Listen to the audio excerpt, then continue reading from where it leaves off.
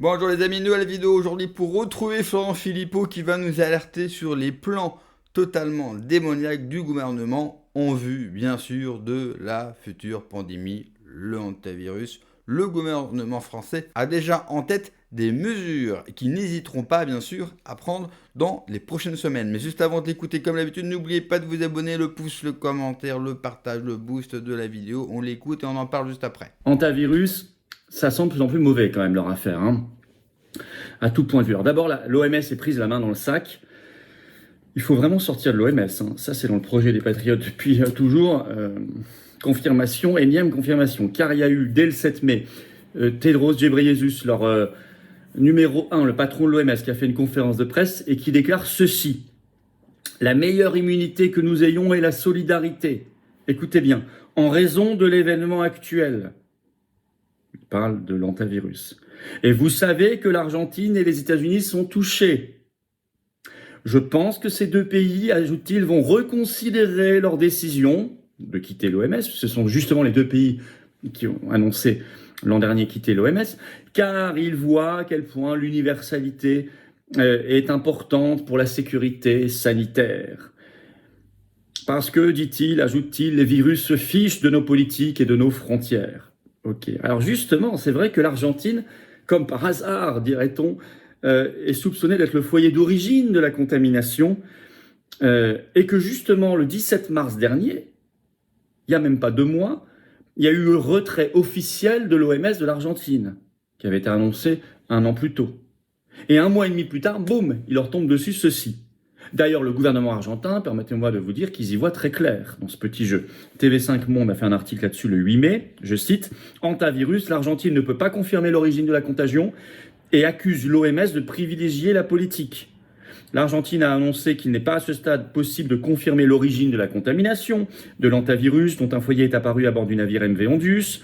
Buenos Aires accuse l'OMS d'utiliser cet événement sanitaire extraordinaire pour conditionner une décision souveraine de l'Argentine. » Ils y voient clair.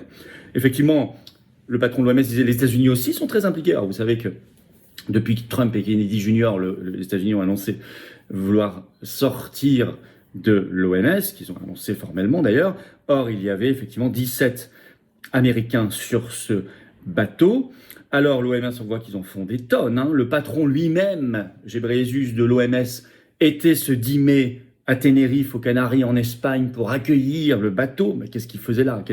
C'est vraiment de la com pure, car sa présence n'est absolument pas utile ni nécessaire. Et d'ailleurs, tout le gouvernement espagnol a posé devant le bus. Alors eux, dans le bus, ils étaient avec leurs équipements hyper impressionnants médiatiquement, leurs masques, leurs scaphandres, leurs blouses, leurs gants, leurs lunettes de protection.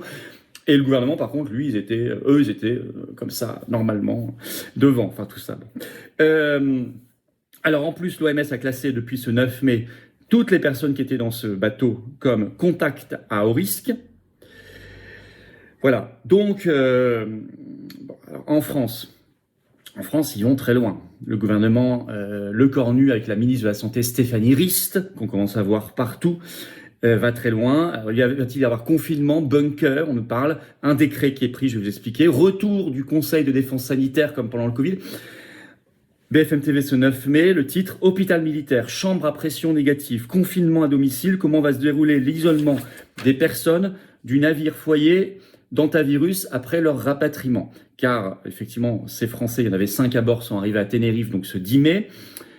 Au total, il y avait à peu près 150 personnes dans ce bateau, de 23 nationalités différentes. Et il y en a 90 environ, un peu plus, qui ont été évacués déjà du bateau. Alors pour la France, vous avez ça. Donc on va... Voilà. En France, les 5 passagers à l'isolement chez eux, donc toujours dans l'article de BFM que je vous citais. À peine arrivés en France, les 5 passagers français du MV Ondius, donc le bateau, seront transférés à l'Institut Pasteur pour subir des tests sanguins. Ceux qui pourraient présenter des symptômes seront hospitalisés dans un établissement de santé de référence pour avoir un test et n'en sortiront pas tant qu'on n'aura pas de résultat, a assuré Xavier Lescure, infectiologue responsable du COREB, la coordination opérationnelle risques épidémiques et biologiques, ce réseau chargé par les autorités sanitaire de renforcer la préparation du système de santé face aux situations d'urgence liées à des événements épidémiques et biologiques. Mais entre-temps, la situation a évolué. Alors, on parle même peut-être de bunkers, alors je cite toujours cet article. Évidemment, ils seront mis à l'isolement dans des chambres spéciales à pression négative, des bunkers sanitaires disposant d'un sas d'entrée, d'une aération unique. Les soignants, eux, doivent s'équiper de lunettes de protection, de surblouses, de masques FFP2, bec de canard et de gants. Et puis, alors, on a eu l'information, là, ça va très vite, hein. Ce 10 mai au soir, par un tweet sur son compte X, le Premier ministre Lecornu annonce que l'un des 5 Français, dans l'avion de rapatriement, alors que jusqu'ici, tout allait bien, a présenté des symptômes. C'est une Française. Donc, immédiatement hospitalisée. Que dans la foulée, donc, il prend un décret qui a été publié ce 11 mai matin, tout récent, pour définir les mesures, renforcer les mesures d'isolement pour les cas contacts et des mesures de protection de la population générale, qui prévoit donc une quarantaine qui dure 42 jours, donc c'est pile 6 semaines, après 3 jours d'hospitalisation, donc au total 45 jours pour les cas contacts, sachant au même moment qu'on apprend qu'il y a une vingtaine de Français qui ont été déclarés cas contacts. Donc la vingtaine va être mise en quarantaine pour 42 jours. Par ailleurs, dans la foulée, la ministre de la Santé, Stéphanie Ries, fait le 20h de France de ce 10 mai au soir, où elle annonce qu'il y a un début de l'épidémie, c'est son terme. Et elle annonce qu'elle entend, je cite, briser les chaînes de transmission, qu'il y a bien des stocks de masques et de masques FFP2 pour toute la population en stock en France cette fois-ci. Et elle était ce 11 mai au matin sur France Inter, toujours Stéphanie Ries, la ministre de la Santé, et elle annonce que la Française qui avait présenté des symptômes a vu son état s'aggraver cette nuit et qu'elle vient d'être testée par test PCR positive à l'hantavirus. On en est là. Donc là, vous avez tous les ingrédients, je vous l'annonce. Avec le retour en plus, vous l'avez vu, des médecins de plateau sur les plateaux de télévision. On commence à voir Martin Blachier. On commence à voir Arnaud Fontanet qui était de retour sur France Inter. On a vu beaucoup Mégarban qui était de retour également. On a vu Juvin aussi qui était de retour. Je pense qu'on va bientôt revoir Karine Lacombe, etc. Bon. Alors, aux États-Unis, eux, normalement, ils sont mis, parce qu'il y avait des Américains, je vous l'ai dit, en quarantaine dans le Nebraska, dans des installations spécialisées à Omaha. Mais en même temps, l'administration Kennedy dit on ne va pas vous imposer forcément la quarantaine, ça sera vraiment selon les cas. Conception jugée trop libérale par l'OMS. En Espagne, hôpital militaire, c'est très autoritaire, alors je cite un extrait, toujours l'article BFM. Pour les 14 Espagnols encore à bord du MV Ondus, le gouvernement a pris un arrêté ministériel. Les 13 passagers et le membre d'équipage seront placés à l'isolement dans des chambres individuelles à l'hôpital militaire Gómez Ulla de Madrid. Leur état sera réévalué tous les 7 jours. Cet arrêté a nécessité la validation de la justice espagnole pour rendre obligatoire le confinement de ces 14 Espagnols pendant 7 jours renouvelables, prévoyant de lourdes sanctions en cas de non-respect. Royaume-Uni, isolement 45 jours à l'hôpital. Pays-Bas, pareil. Belgique, il n'y a pas les règles très précises, mais ils sont transférés à l'hôpital. Je vous parle des nationalités qui étaient représentées dans le bateau. En France, y a-t-il retour des conseils de défense sanitaire? En 2 jours, 2 réunions à Matignon autour de Lecornu. La première le 10 mai, la seconde vient d'être annoncée pour ce 11 mai. Présidée par Sébastien Lecornu, réunion de point de situation sur l'hantavirus avec le Premier ministre, la ministre de la Santé, le ministre de l'Intérieur, le ministre des Affaires étrangères, le directeur général de la Santé et le directeur général de l'Agence régionale de santé d'Île-de-France. Ce qui est à peu près la même composition que les conseils de défense sanitaire. Mais alors là, ils étaient passés en conseil de défense, vous savez, pour que ce soit marqué du secret défense pendant 50 ans. Est-ce qu'ils vont oser refaire ça? C'est pour ça que je vous dis, il y a tout de suite le manifeste là qu'on a mis à signer, à partager tout de suite, très très tôt pour mettre les points sur les i. Plus jamais ça, notamment plus les conseils de défense sanitaire marqués par le secret défense. Et oui, il faut tout de suite, c'est pour ça que je vous invite à le signer maintenant, à le partager. Alors, les médias en plus veulent interdire le débat, alors qu'il y a de nouvelles découvertes stupéfiantes. Dépêche AFP ce 9 mai, le titre, vous allez voir le ton, vaccin, dépopulation, remède miracle, avec l'hantavirus, le retour des théories du complot. Ça y est, il nous rejoue ce numéro. Alors je cite, le chapeau, les quelques cas d'hantavirus décelés à bord d'un bateau de croisière dans l'Atlantique agitent la complosphère, qui ressort les mêmes théories que lors de la pandémie de Covid. Ouais, enfin, sauf qu'il y avait beaucoup quand même de choses qui étaient dites, qui étaient finalement vraies. Il serait peut-être temps de se mettre à l'heure là. Alors, vous avez par exemple critique du gouverneur de Floride, Ron DeSantis, dans cette dépêche, je cite, Le gouverneur de Floride, Ron DeSantis, a de son côté ressorti un vieux projet de loi visant à offrir l'ivermectine sans ordonnance dans son État. La désinformation atteint des niveaux extrêmes avec l'ivermectine, observe le virologue Jog Lednicki de l'Université de Floride. Pourtant, ce médicament n'est pas efficace contre les infections. Oui, parce que sur son compte X, ce 9 mai, Ron DeSantis a mis un tweet en disant je remets sur le tapis notre projet de loi en Floride pour mettre fin aux obligations vaccinales, pour offrir sans ordonnance la possibilité d'avoir de l'ivermectine. Voilà, bon, c'est rien d'extraordinaire, c'est tout à fait, c'est son rôle, c'est très critiqué dans cette dépêche.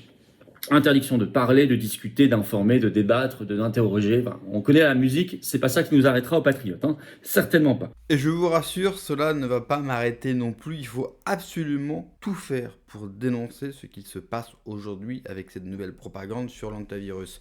Mais juste à ce propos, Florent Philippot nous parlait d'une future réunion spéciale du Premier ministre. Et vous savez qui va-t-il recevoir? Qui fait son grand retour quand je vous dis qu'on assiste au même narratif que pendant le Covid? Ça veut dire aussi qu'on va avoir le droit aux mêmes personnes. Monsieur Delfrécy, qui ne se souvient pas de cet ignoble personnage? Vous savez, le président du fameux conseil scientifique, il revient. Donc, attendez-vous à des mesures. Et si je suis le gouvernement, et si je suis complotiste, parce que vous l'avez vu, la presse commence déjà à dire, ça y est, le retour de tous les vilains complotistes. Franchement, il y a vraiment de quoi être fier d'être complotiste plus que jamais en 2026. Le gouvernement doit être en train de prier pour que ce virus soit le plus contagieux possible. Pas qu'il y ait des morts ou qu'il y ait des conséquences graves. Il leur suffit juste que le maximum de gens, qu'il y a de plus en plus de gens qui soient contagieux pour remettre les tests, remettre les masques, remettre pourquoi pas un QR code. Si vraiment c'est extrêmement grave, remettre un confinement. Ils rêvent de ça. Ils rappellent les mêmes hommes, les mêmes personnes qui déjà avaient mis ça en place. Donc ils vont refaire absolument la même chose pour une raison toute simple. Ils ne savent pas faire autrement. Et on sait également que d'un point de vue de la santé, c'est plus notre gouvernement qui va diriger ça. Les milliards des labos, Big Pharma, c'est eux aujourd'hui, avec l'OMS bien sûr, qui vont influer sur la politique de santé des différents États. Ces mêmes États qui vont prendre les mêmes dispositions à quelques heures, quelques jours d'intervalle, comme par hasard, comme pendant le Covid. Les pays sont tous mis à avoir les mêmes idées en même temps, sans que cela bien sûr ne choque personne de voir tous ces pays prendre les mêmes directives.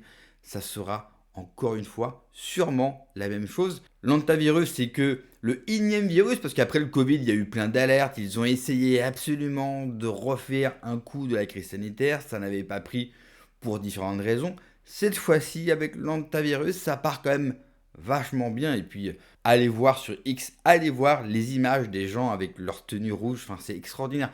À ce niveau-là, c'est de l'art. C'est pour ça qu'il faut prévenir le plus de monde possible. Merci d'avoir regardé la vidéo les amis, n'oubliez pas comme d'habitude de vous abonner, le pouce, le commentaire, le partage, le boost de la vidéo. Prenez soin de vous, que Dieu vous protège. Allez, ciao.